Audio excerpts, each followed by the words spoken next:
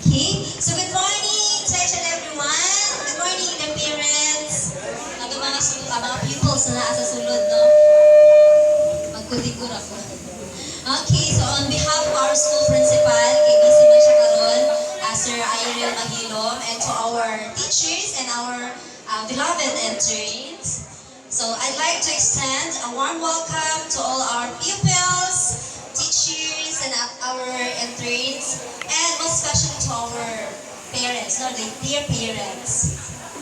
Okay, so today we are gathered here to celebrate the joy, magic, and warmth of the Christmas season. So with the theme, Christmas magic and family fun, celebrated together as one.